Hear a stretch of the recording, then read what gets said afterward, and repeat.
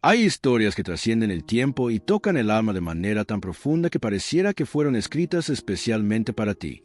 La historia que vas a escuchar hoy no es solo el relato de una mujer que vivió hace miles de años, es el espejo de tu propia lucha, de tus propias lágrimas, de esa oración silenciosa que has susurrado en las noches más oscuras de tu vida. Ana, una mujer que conoció el dolor más profundo que puede experimentar el corazón femenino. Una mujer que fue humillada, juzgada y quebrantada, pero que nunca, jamás, soltó la mano de Dios. Su historia es la tuya, es la mía, es la de todos aquellos que hemos clamado al cielo esperando una respuesta que parecía no llegar. Si llegaste hasta aquí, no fue casualidad. En este preciso momento, mientras escuchas estas palabras, Dios mismo está hablando a tu corazón a través de la historia de Ana. Porque tal vez tú también estés viviendo tu propio desierto de espera, tu propia temporada de aparente silencio divino, tu propia lucha contra la desesperanza que susurra que lo que anhelas nunca llegará. Te invito a que te suscribas a nuestro canal, porque aquí encontrarás historias reales de fe que cambiarán tu perspectiva sobre los milagros que Dios tiene preparados para tu vida. Historias que no solo inspirarán tu fe, sino que te darán las herramientas espirituales para transformar tu dolor en propósito, tu espera en fortaleza y tu oración en el canal perfecto para los milagros de Dios. En la antigua tierra de Israel, en las colinas de Efraín, vivía una mujer cuyo nombre se convertiría en sinónimo de fe inquebrantable, Ana. Pero antes de ser recordada como la madre del gran profeta Samuel, Ana era conocida por algo completamente diferente. Era la esposa estéril del Cana, la mujer que cargaba sobre sus hombros la marca más dolorosa que una mujer podía llevar en aquella época, la incapacidad de concebir. En una sociedad donde el valor de una mujer se medía por su capacidad de dar vida, Ana enfrentaba cada amanecer con el peso aplastante de la esterilidad. Pero su dolor no era solo personal, era público, era social, era espiritual. Imagina despertar cada mañana sabiendo que tu vientre está vacío, que tus brazos anhelan abrazar a un hijo que no llega, que tu corazón late por una vida que parece imposible de concebir. Ana no era solo estéril, era invisible. En una cultura donde las madres eran reverenciadas como benditas del Señor y las mujeres sin hijos eran vistas como malditas o castigadas por algún pecado oculto, ella cargaba sobre sus hombros no solo su dolor personal, sino el juicio silencioso de toda una comunidad que la miraba con lástima o, peor aún, con desprecio. Cada mes que pasaba era una nueva desilusión. Cada abrazo que veía entre una madre y su hijo era una daga en su pecho. Cada canción de cuna que escuchaba a lo lejos era un recordatorio cruel de lo que le faltaba. Ana conocía la soledad más profunda, esa soledad que se siente aún estando rodeada de gente, esa soledad que grita en silencio dentro del pecho, esa soledad que te hace cuestionar tu propósito y tu valor ante los ojos de Dios. En las noches silenciosas, cuando el mundo dormía, Ana se levantaba y miraba las estrellas, preguntándose por qué Dios, que había creado todo el universo, parecía haberse olvidado de su pequeño deseo de ser madre. Se tocaba el vientre vacío y susurraba oraciones que parecían perderse en la inmensidad del cielo. ¿Por qué, Señor? ¿Qué he hecho para merecer este vacío? ¿Acaso no soy digna de experimentar la bendición de la maternidad? ¿Has sentido esa soledad? ¿Ese vacío que parece imposible de llenar? ¿Has susurrado esas preguntas desesperadas al cielo en las noches cuando nadie te escucha excepto Dios? Ana lo conocía muy bien. Pero lo que ella no sabía aún era que Dios estaba escribiendo una historia de redención que comenzaría precisamente en su dolor más profundo, que su esterilidad sería terreno fértil donde crecería uno de los milagros más extraordinarios de la historia. Pero el dolor de Ana estaba a punto de intensificarse de una manera que nunca imaginó. En su propia casa, bajo su propio techo, compartiendo la mesa familiar y el lecho matrimonial de su esposo, vivía su tortura diaria con nombre y apellido: Penina, la segunda esposa del Cana. El Cana, movido por la compasión hacia Ana y la presión social de tener descendencia, había tomado a Penina como segunda esposa. Y aquí es donde la tragedia personal de Ana se convirtió en una pesadilla diaria. Penina no solo tenía hijos, los tenía en abundancia. Cada uno de esos hijos era como una flecha envenenada dirigida al corazón de Ana, un recordatorio viviente de su fracaso como mujer en una sociedad que la definía por su capacidad reproductiva. Pero Penina no se conformaba con ser madre. Necesitaba que Ana sintiera su inferioridad cada día, cada hora, cada minuto de su existencia. Era una mujer cruel, competitiva, que encontraba placer perverso en el dolor de su rival. Cada mañana, Penina se despertaba con una nueva forma de recordarle a Ana su condición de estéril. ¿Dónde están tus hijos? Ana le susurraba con malicia mientras amamantaba a su bebé más reciente. ¿Por qué tu Dios no te escucha? Mira, yo tengo tantos hijos y ya perdí la cuenta. Y tú solo tienes lágrimas.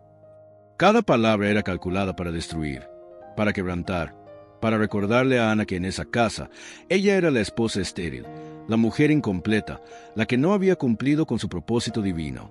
Las humillaciones de Penina no eran solo palabras. Se aseguraba de que Ana viera cada momento íntimo con sus hijos. Cuando los niños corrían por la casa gritando, «Mami, mami», Penina se aseguraba de estar cerca de Ana para que sintiera el eco doloroso de esa palabra que nunca había escuchado dirigida hacia ella. La dejaba fuera de las conversaciones familiares sobre crianza, como si una mujer sin hijos no tuviera derecho a opinar sobre la educación de los pequeños.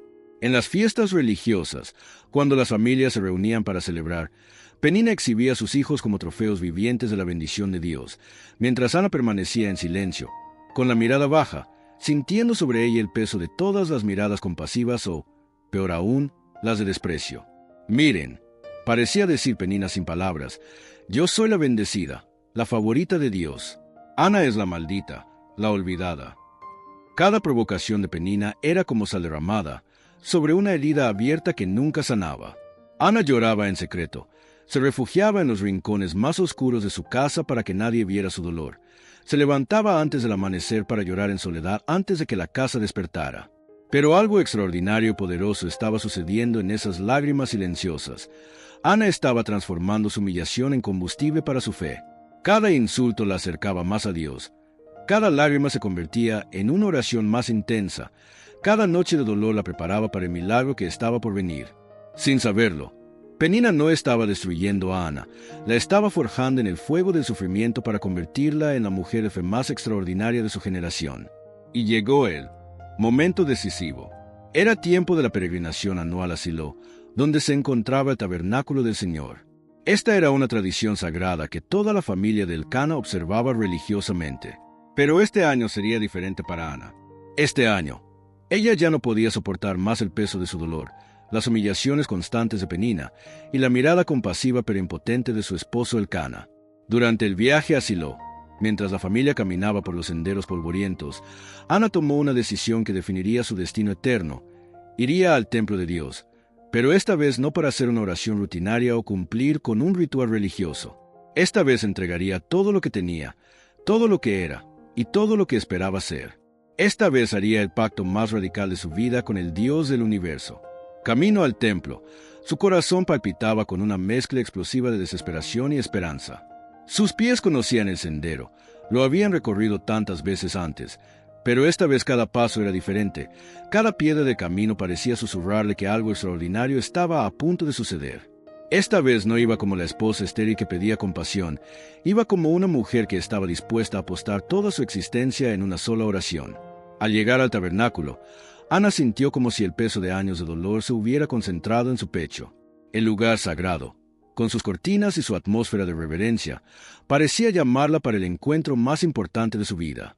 Se alejó de su familia, de las multitudes de peregrinos, de todo lo que la pudiera distraer, y se dirigió hacia el lugar santo con una determinación que nunca antes había sentido. Al llegar al templo, Ana se postró de una manera que jamás lo había hecho antes.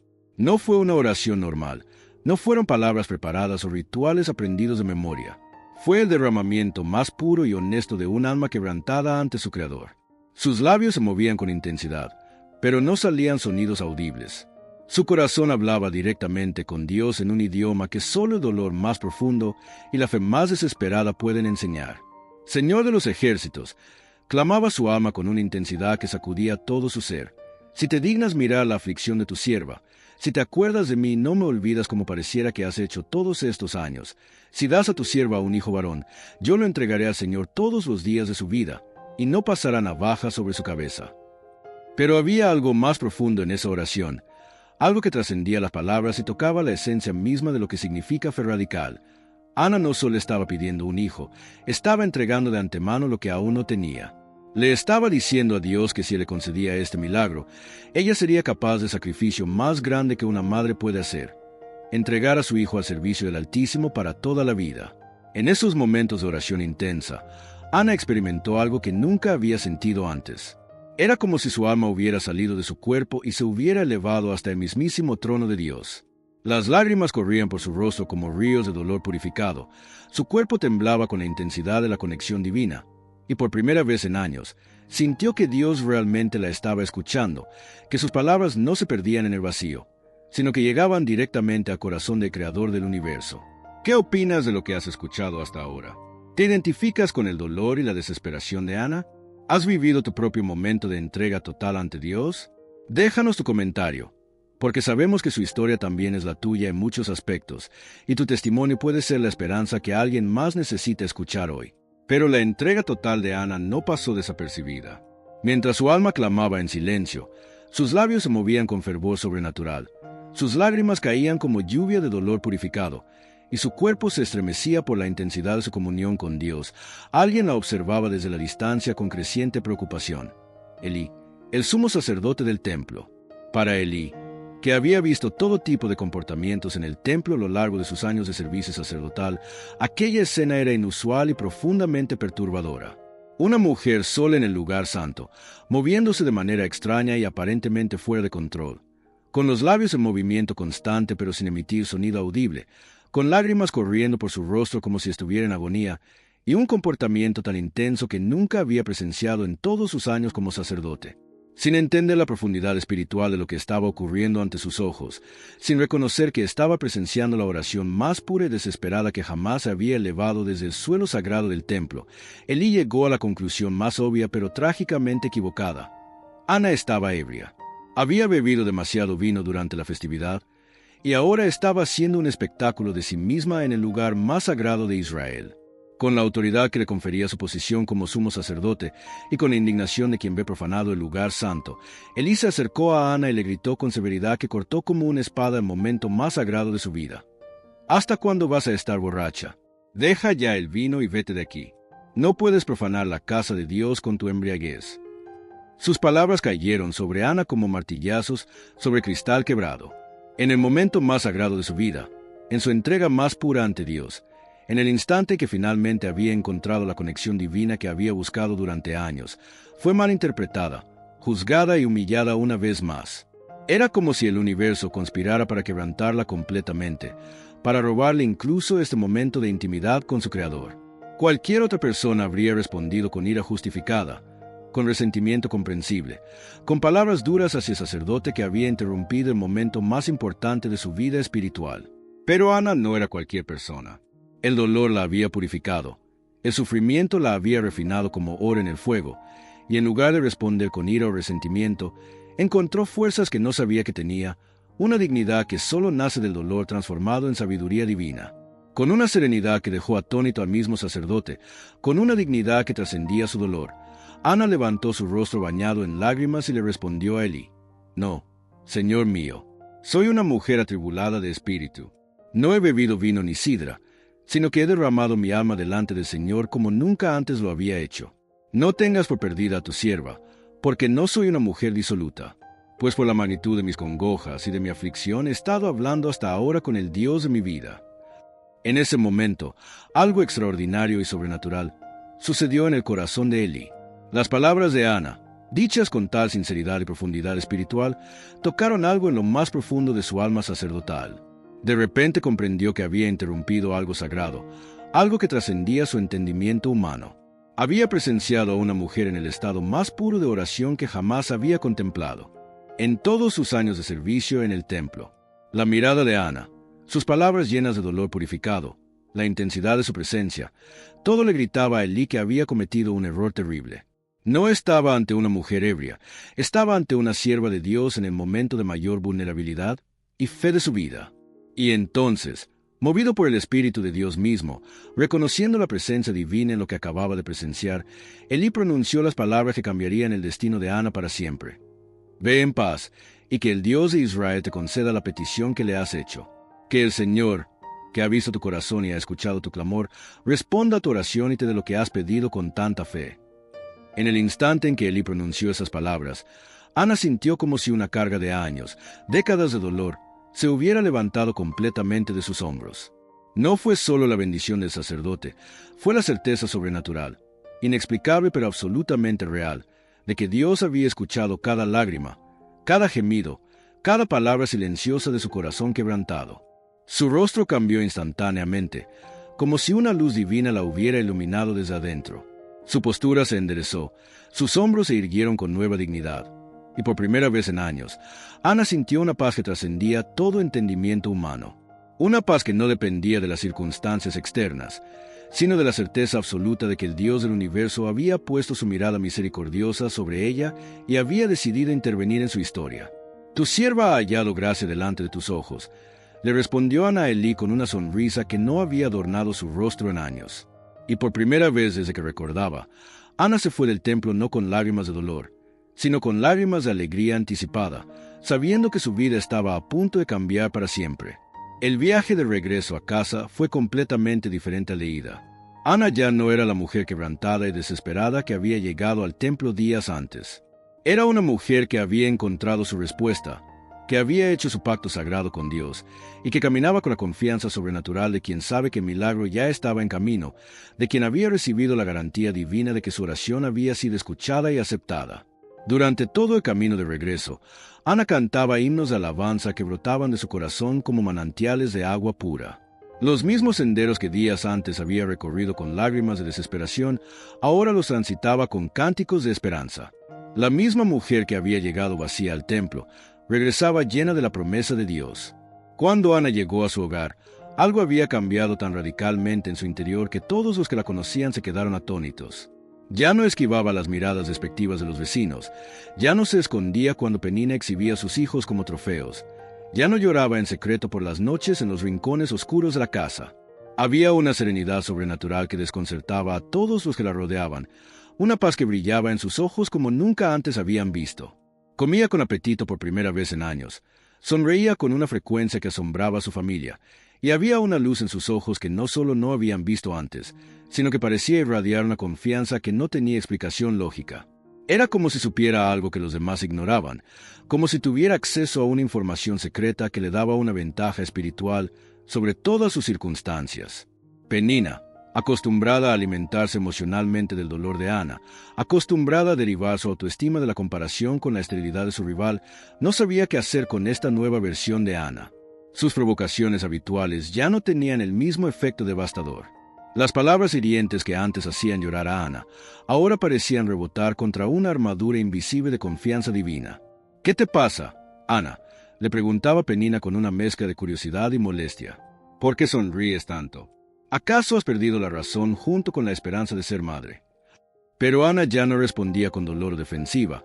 Respondía con una sonrisa serena que confundía más a Penina que cualquier argumento. Ana había encontrado algo más poderoso que cualquier herida humana, más sólido que cualquier circunstancia adversa, la promesa inquebrantable de Dios. Y esa promesa la había transformado de una mujer quebrada en una mujer que irradiaba esperanza, de una víctima en una vencedora que aún no había visto su victoria, pero que ya la celebraba por fe. Y entonces sucedió lo que solo Dios puede hacer. El milagro que había sido forjado en lágrimas amargas, cultivado en oración desesperada y sellado con una promesa radical, comenzó a manifestarse de la manera más hermosa y natural en el vientre de Ana. Por primera vez en toda su vida adulta, sintió dentro de ella la chispa sagrada de una nueva existencia. Su cuerpo, que había sido motivo de vergüenza y dolor durante tantos años, que había sido la fuente de todas sus lágrimas y la razón de todas las humillaciones que había soportado, ahora se convertía en el templo sagrado donde Dios mismo estaba creando una nueva vida, donde el milagro más extraordinario estaba tomando forma día tras día.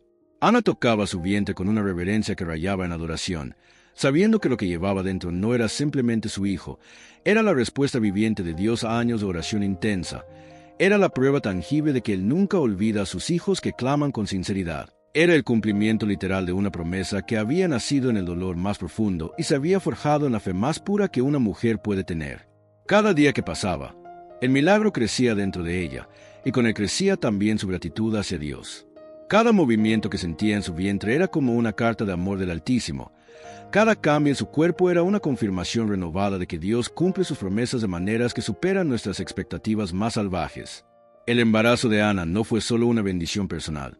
Fue una declaración pública de que Dios puede hacer posible lo imposible, de que Él puede crear vida donde antes solo había esterilidad, de que puede convertir la humillación en gloria y el dolor en testimonio.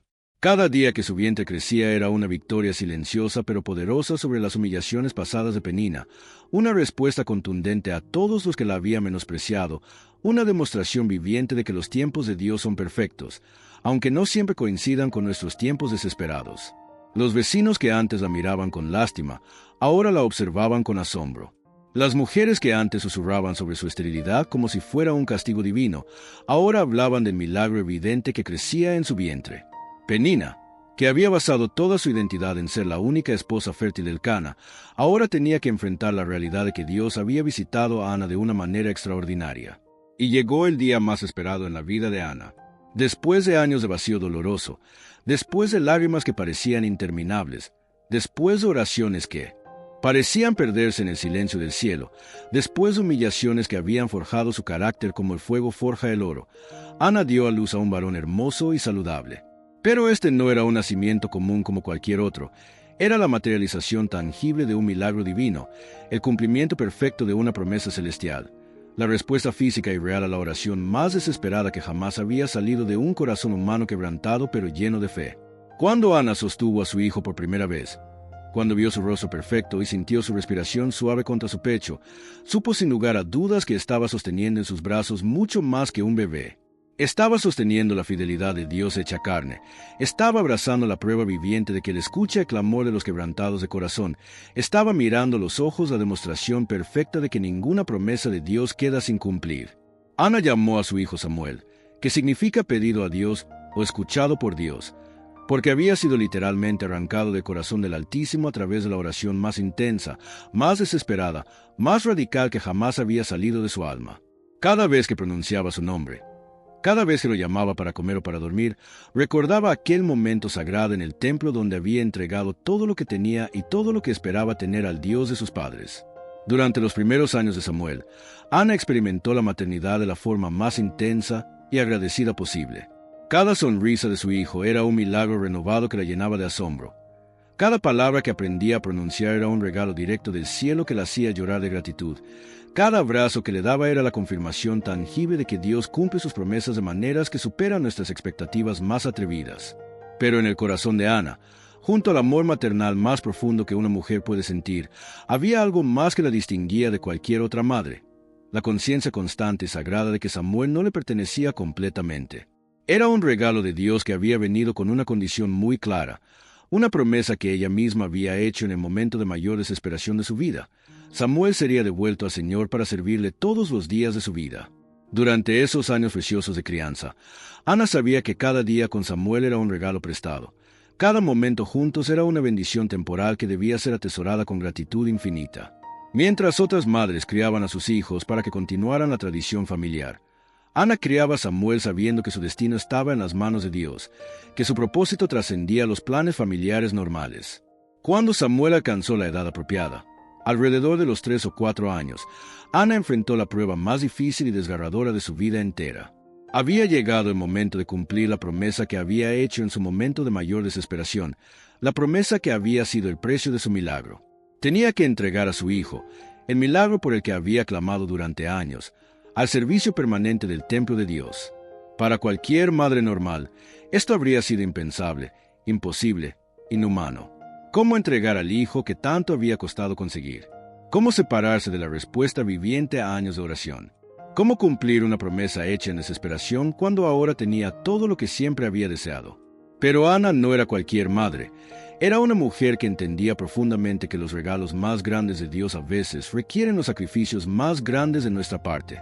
Queridos amigos que me han acompañado hasta este momento, quiero detenerme aquí para agradecerles de todo corazón por su atención, por abrir sus corazones a esta historia, por permitir que las palabras de Ana toquen lo más profundo de su ser. Su paciencia y su fe me llenan de gratitud. Pero déjenme decirles algo que llenará su alma de esperanza. Lo mejor de esta historia aún está por venir, porque el final de Ana será el combustible exacto que necesita su fe en este momento de su vida. El día en que Ana llevó a Samuel al templo para entregárselo al sacerdote Elí fue un día que combinó dolor y gloria de una manera que solo Dios puede orquestar. Dolor porque se separaba físicamente de lo que más amaba en la vida, de la respuesta a sus oraciones, de su milagro personal hecho realidad. Gloria porque estaba cumpliendo la promesa más sagrada que jamás había hecho, porque estaba demostrando que su amor por Dios era más grande incluso que su amor maternal. Cuando llegó al templo con Samuel de la mano, Ana no dudó ni por un segundo. No había venido a negociar con Dios, a pedirle que cambiara los términos del pacto, a buscar una manera de quedarse con su hijo sin cumplir su promesa. Había venido a demostrar que la verdadera fe no solo pide milagros, también está dispuesta a entregarlos cuando Dios así lo requiere. ¿Te acuerdas de mí?, le preguntó Ana al sacerdote Elí. Yo soy aquella mujer que estuvo aquí contigo orando al Señor. Por este niño oraba, y el Señor me dio lo que le pedí. Yo, pues, lo dedico también al Señor. Todos los días que viva, será del Señor. Y allí, en el mismo lugar donde años antes había derramado su alma en oración desesperada, Ana entregó a Samuel con una canción de alabanza que se convirtió en una de las oraciones más poderosas y proféticas jamás registradas en la historia. Su corazón, lejos de quebrarse por la separación, se llenó de una alegría sobrenatural porque había demostrado que su fe era genuina, que su gratitud era real, que su amor por Dios superaba incluso su instinto maternal más profundo. Mi corazón se regocija en el Señor, cantó Ana en una explosión de adoración que resonó por todo el templo. Mi poder se exalta en mi Dios, mi boca se ensanchó sobre mis enemigos, por cuanto me alegré en tu salvación. No hay santo como el Señor, no hay refugio como nuestro Dios, no hay roca como nuestro Dios. Su canción alabanza era más que una expresión de gratitud, era una declaración profética de la gran